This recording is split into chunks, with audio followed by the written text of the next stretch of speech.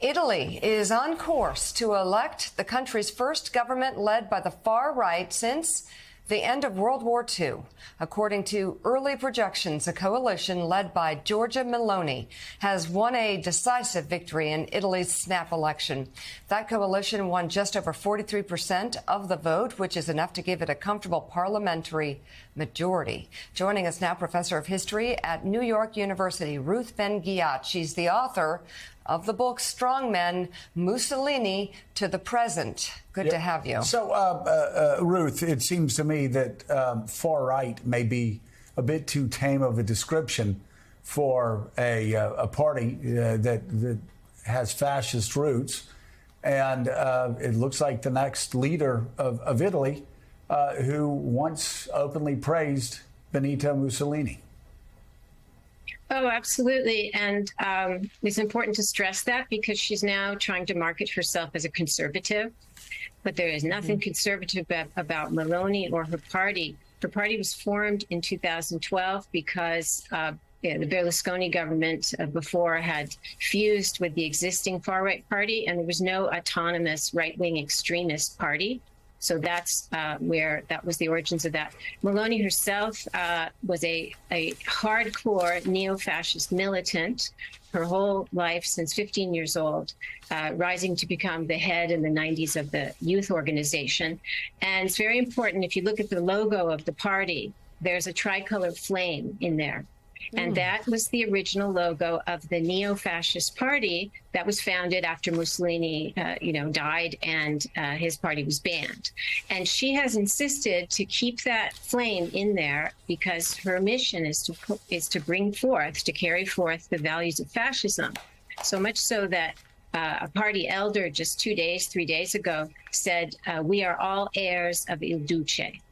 So you're going to hear a lot of whitewashing, a lot of talk about her being conservative, but it's important to know who she is.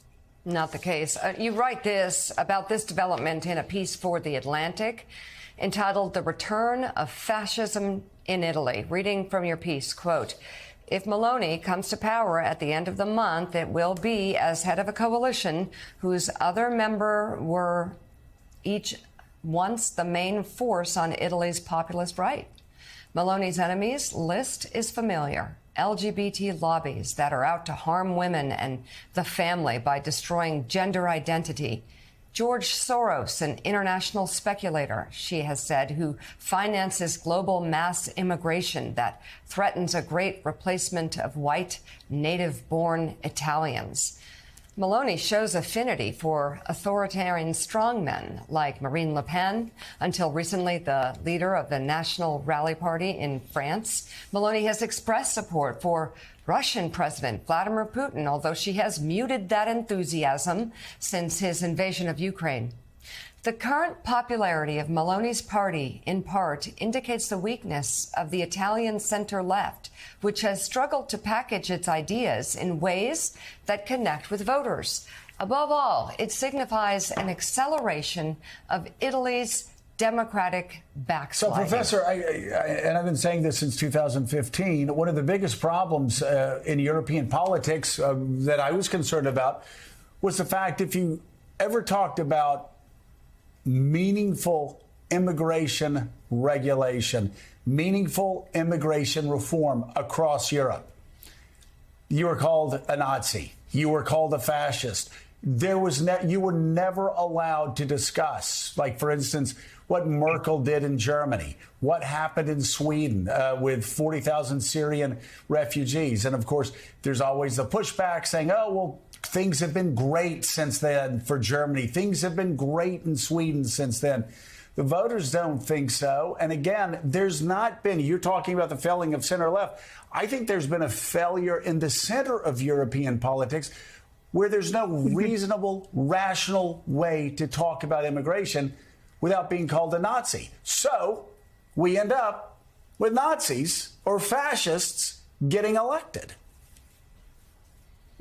Yes, and one of the problems is that, Berlusconi, who was in and out over the 2000s, and by the way, is one of her partners in the governing coalition, is a convicted criminal.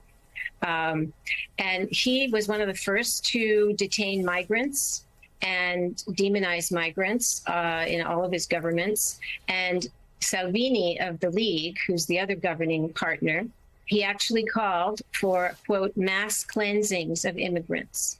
And so when you have, so this is part of the problem, that when you have such extremes and people actively promoting racist, racist and violence against immigrants, and Berlusconi, who loved to make deals with other despots, so he made a deal with Gaddafi to send all the boats back.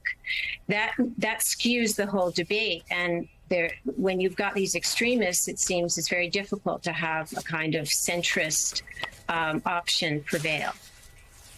Professor of History at New York University, Ruth Ben-Ghiat, thank you very much for coming on the show this morning.